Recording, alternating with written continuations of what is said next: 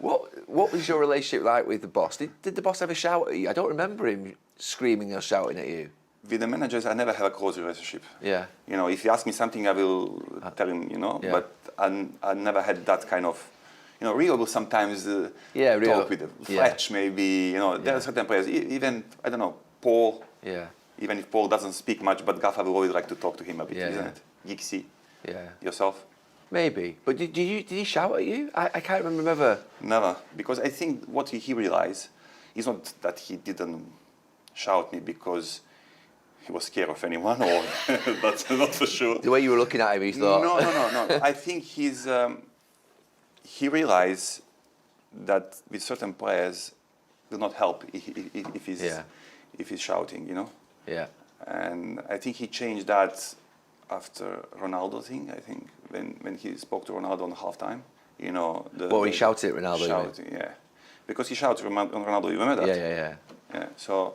I think Ronaldo didn't take that well. No. I think he will pick maybe older players, maybe English players, British players. Yeah. But he was, I think, careful with the foreign player.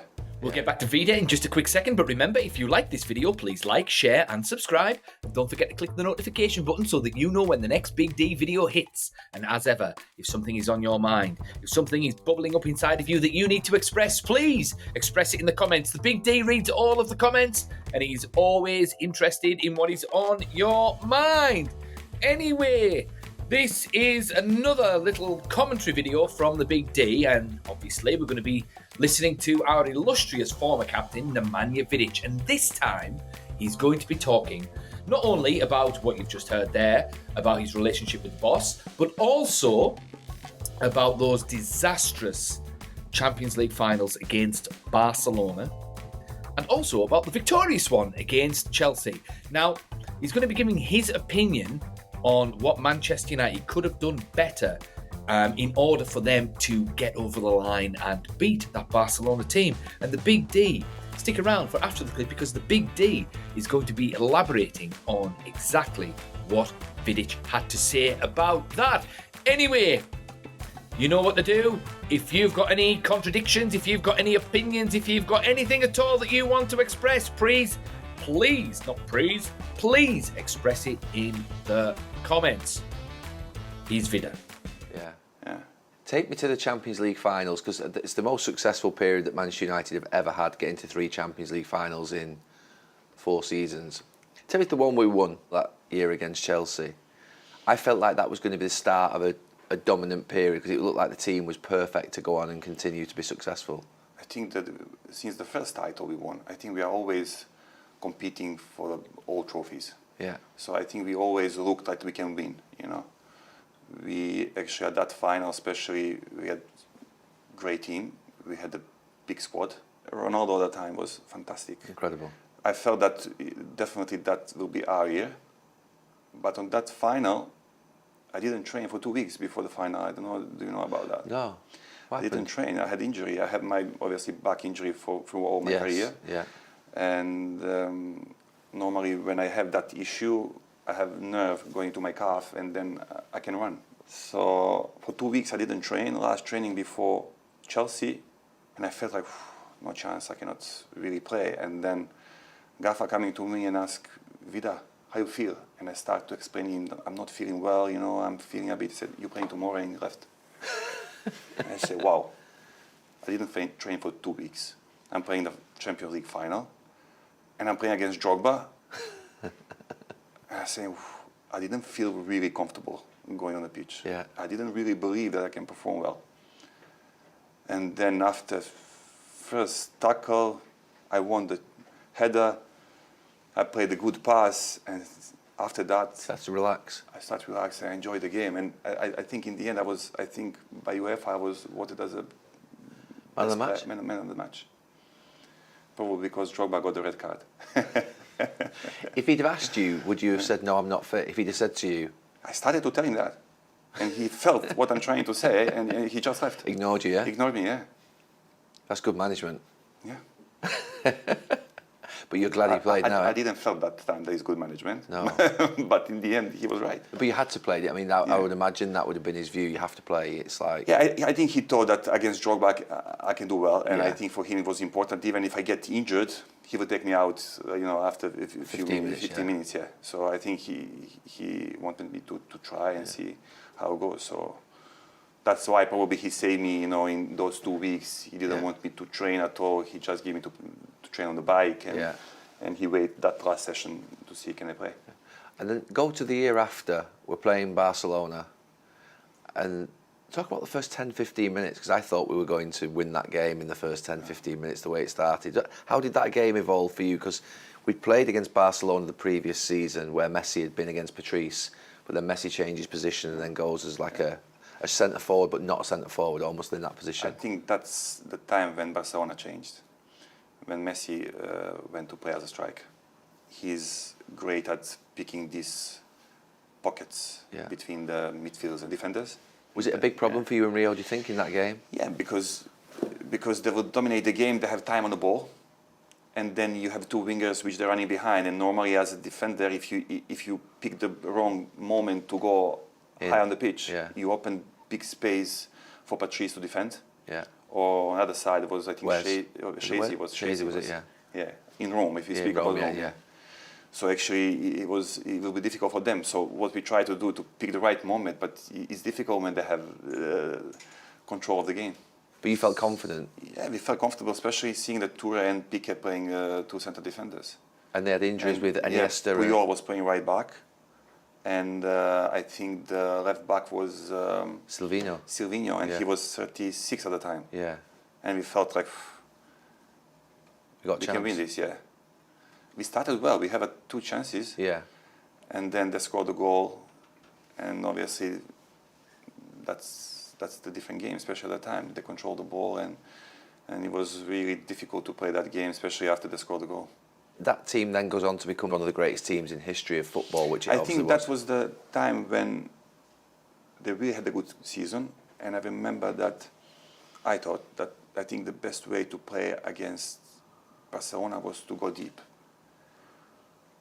I felt, because I thought we can hurt them on a counter-attack, especially... Yeah. We'd done that the year before. Yeah. But I think at that time, you remember in the media was talking, who is the greatest team, Man United or Barcelona? And there was the stories going in the media, how Manchester United going to play? Are we going to play defensively, or are we going to play attacking football? Because at the time, I think everyone was bored looking the games when Barcelona would dominate and everyone was sitting behind. Sir Alex Ferguson, his mentality and what his ideology of his football was always attacking football. Yeah. And I think he said, if I look at the players 1 against 1, I think we are a better team. That's how he felt. Yeah. He always felt like that. Yeah. And I think if he scored a goal, probably it would be a different game, but he didn't score the goal. Yeah. But I felt that if we played deeper a bit, I felt that maybe we can hurt them more. Yeah. And then that second final against Barcelona, that was more difficult, wasn't it? That was a tough game. Yeah. Half time was 1-1. And then second half, obviously, they dominated the game and they won. So, to be fair, the both finals, they deserve to win. They're the better team. But I felt still that we could do better, in terms of certain things. But credit to them. Do you know, even to this day, it still irks me a little bit losing those 2 Champions League finals against Barcelona, because it didn't have to happen. That's the thing. And I think a big part of why Manchester United lost wasn't necessarily because Barcelona were the superior team, because they weren't. Not in 2009 anyway. They were better than us in 2011, I'll give them that, fair enough. They were the better team then, and they deserved to win, and I've got no qualms about that one. We got resoundingly beaten in that 2011 final at Wembley Stadium. But I feel that whoever won the 2009 final was going to win the 2011 final. So if Man United had won in 2009, and then we played them again in 2011, we would have beaten them.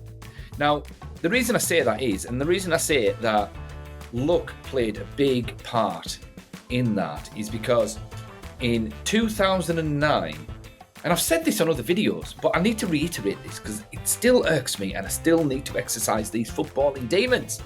And that is,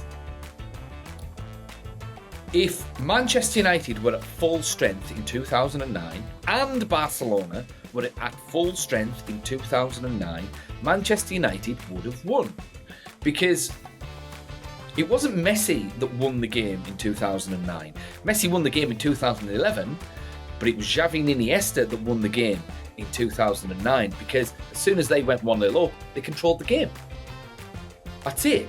And Manchester United didn't have the type of player in midfield on that day to be able to break up the play and to nullify Xavi and Iniesta.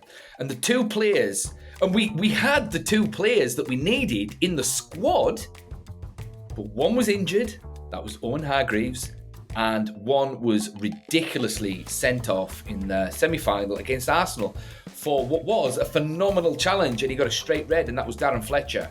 If you look back at that 2009 semi-final against Arsenal, obviously it'll show you Robin Van Persie scoring the penalty against Man United, the subsequent penalty, but look at the replay and you'll see that it was an amazing tackle by Darren Fletcher.